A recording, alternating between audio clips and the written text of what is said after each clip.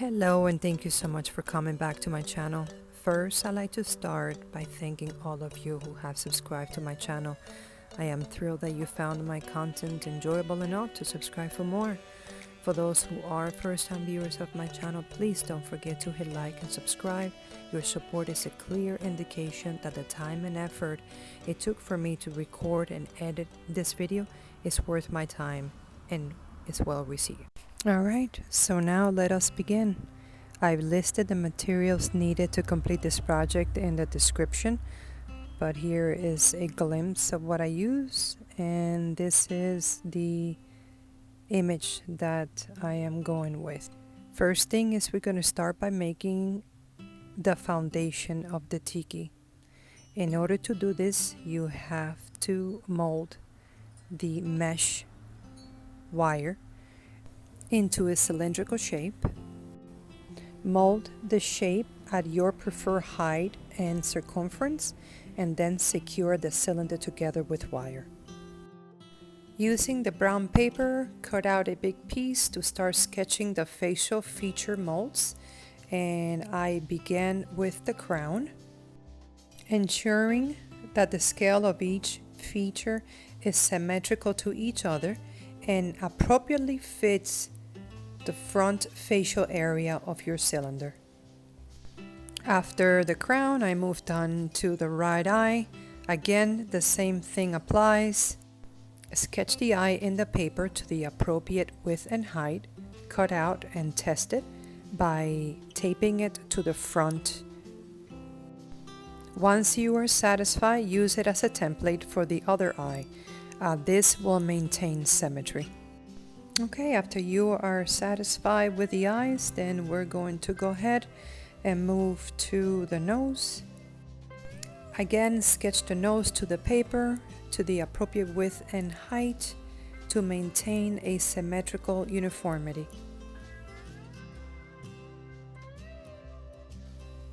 Okay, and now we are moving on to the mouth, and the same concept applies. Constantly looking at the picture of the original piece that you are trying to imitate to ensure that what you are recreating is as close, if not identical, to the original piece.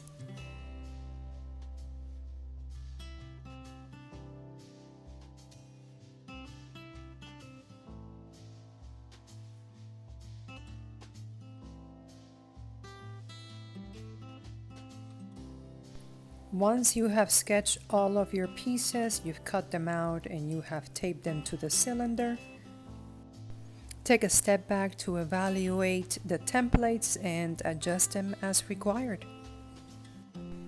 If you are satisfied with what you see, then it's time to start creating the feature molds.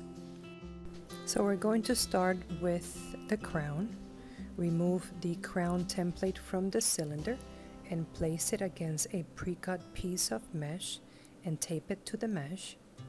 It is extremely important to understand that depending on how far you would like the facial feature to protrude off of the surface of your cylindrical foundation will determine how much additional wire mesh you will leave beyond the outline of your template border. This technique is what creates the depth and a 3D effect of your statue. I chose to leave 1 inch to 1.5 inches around the border of the template, and you can always cut out some of the mesh if it's protruding too far and it is not uniform with the rest of the pieces.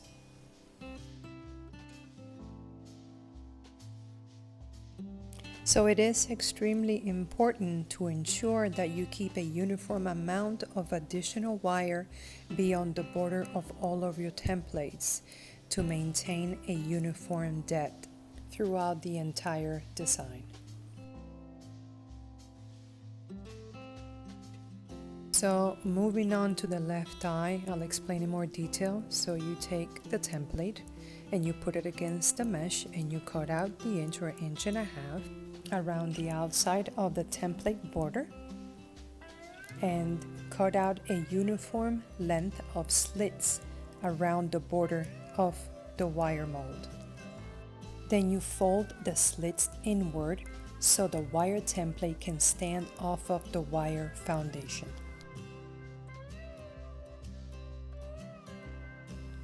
Adjusting and cutting the extra mesh to make sure that it is the same uniform depth and height as the first piece, in this case the crown. Once you are satisfied, then you secure the mesh mold to the mesh surface with a piece of wire. By the second piece, you will have the technique down. So once you are done with the left eye, move on to the right eye, apply the same technique, and moving on to the nose and everything else. A small advice that would make a huge difference is spend a little bit of more money and get yourself leather gloves, because these garden gloves that I'm using keep getting caught on the wire mesh, and it was a little bit annoying after a while. So leather gloves would definitely stop that from happening. Alright, so once we're done with the eyes and everything is secure tightly, then we're going to go ahead and move on to the nose.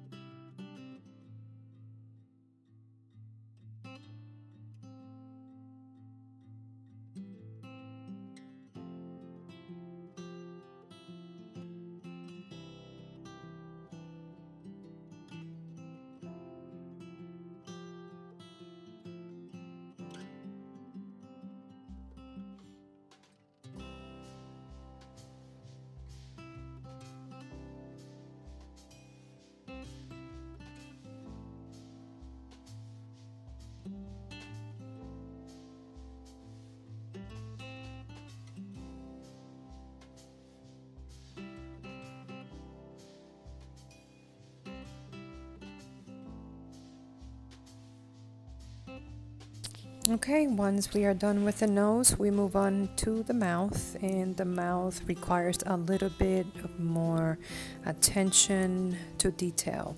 So to make it easier on me, I cut out the upper lip first, and I did the mold for the upper lip. As you can see right here, I'm cutting out the slits around the border, and I'm folding them in. Alright, and put them against the cylinder mesh. Make sure that it is uniform and the width and the depth is symmetrical to the nose and the rest of the features. And constantly look at the original picture that you are trying to imitate. Look at the details to make sure that you are following the same design and it is looking as identical as possible.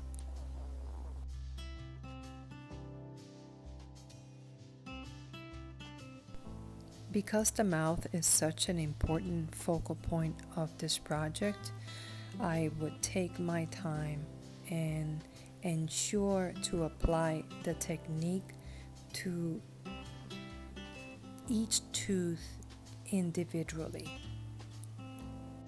and make sure that the spacing between each tooth is uniform.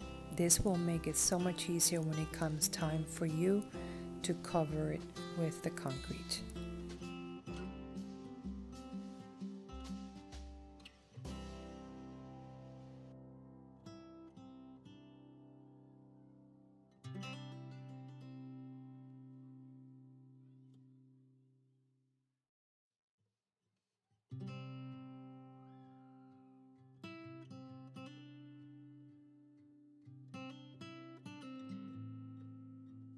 Alright, once you are satisfied with all of the teeth, then secure each one individually. So as to not be so overwhelmed, I did the mouth in several parts.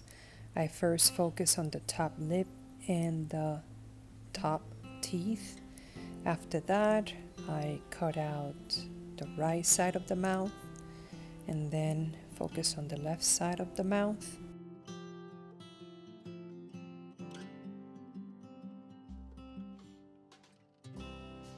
Then I focused on the tongue, and I wasn't sure how far I wanted the tongue to go down, so I kept adjusting it by cutting the slits in more and folding them in higher, so as to ensure that the tongue had the proper length to match the rest of the features in the face. Once I was done with that, I secured everything, and after that, as you can see, I am starting with the teeth on the bottom right, ensuring that the bottom teeth spacing is identical or uniform to the spacing on the top teeth. Alright, ladies and gentlemen, so this is it. As you can see, the 3D model is complete and it's looking pretty good, and I'm satisfied with the outcome.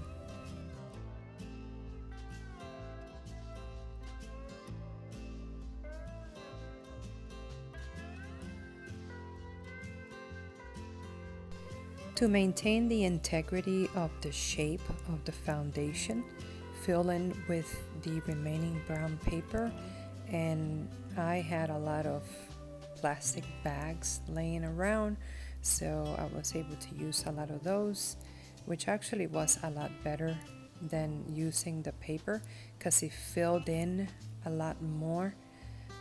So if you have those laying around, go ahead and use them.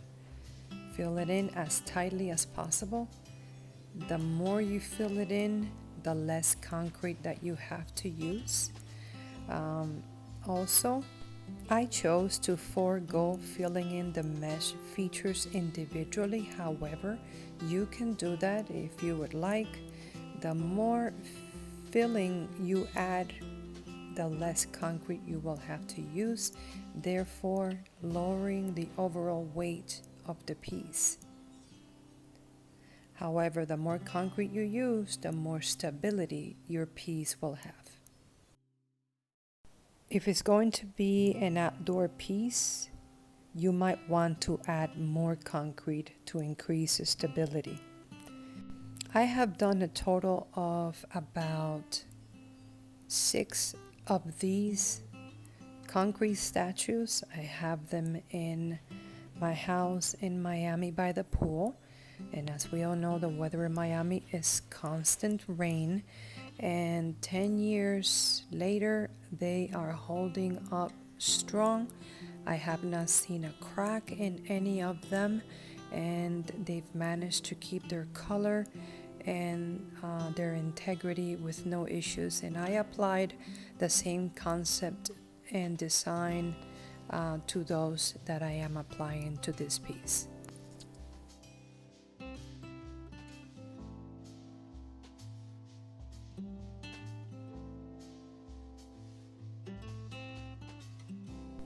Alright, so let us begin and start filling the mesh with the concrete.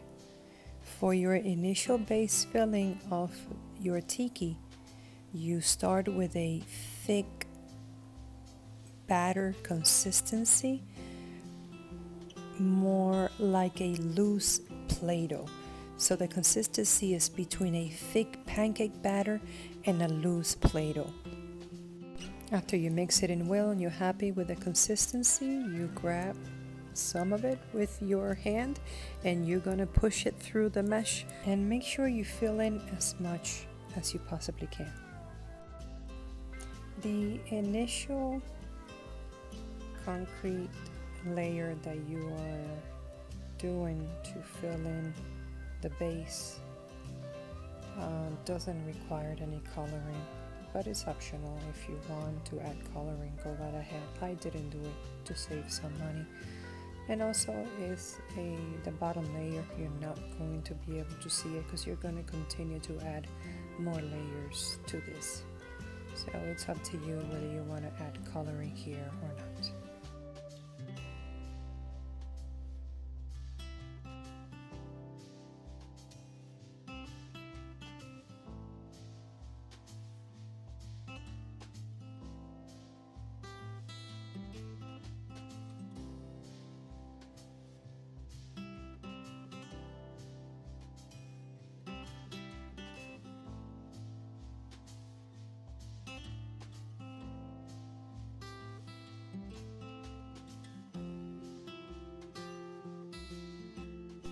After covering the back, the top, and the eyes and fill in as much as possible, I took a brush and dipped it into water and I smoothed out the concrete as much as possible. I then waited about 3 or 4 days for the back to completely dry, and I put the concrete statue on its back and I focused on the front. For the coloring, for the concrete, I chose an earth tone to go with the natural motif of my backyard. And as I previously said, I will have all of the materials listed on the description in case you want to go with the exact color that I went with. It does look a lot darker here than it does when it's dried. So keep that in mind. You may want to test out the color prior to putting it on the concrete and make sure you're happy with the final result once it's dried. Once you've completely filled in all of the features, then the top layer is going to have a different consistency than the one you used to fill it in initially. The consistency of this concrete is more of a loose pancake batter. And this top layer, I used a small spatula to apply it and a lot of water. So take a bucket or anything you like with water and take the brush. And if you really want your concrete to adhere to the concrete that's already there, water is like your glue. So constantly apply water to the piece like I'm doing here and smooth it out with a spatula. And apply more water, constantly apply water, and then once you're happy with that, you take your brush and you dip it in a lot of water and you stroke it up and down until you get the surface to be completely smoothed out. And go back to the other features and fill it in more and work on the details. This is the most fun out of part of the project. It's reapplying and focusing on the detail parts of your concrete. The more detail you are, the more perfect your piece will look. Same thing right here, always apply water and then apply the pancake consistency batter and smooth it out.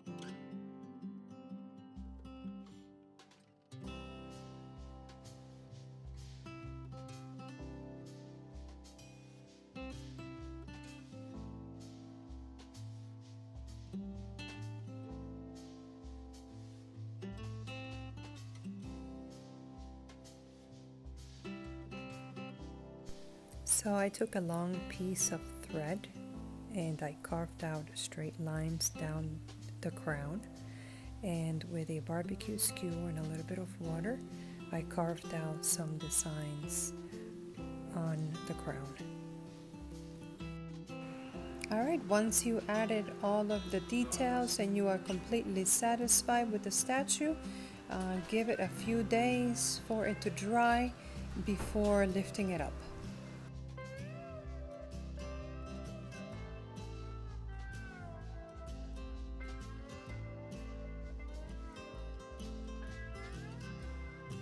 Well, ladies and gentlemen, this concludes my video and a little story about tiki mask. So based on Polynesian culture, the tiki masks were used for many purposes, from ancestor worship to guarding and protecting the borders of homes and temples. And the design that I chose, the crown represents higher society.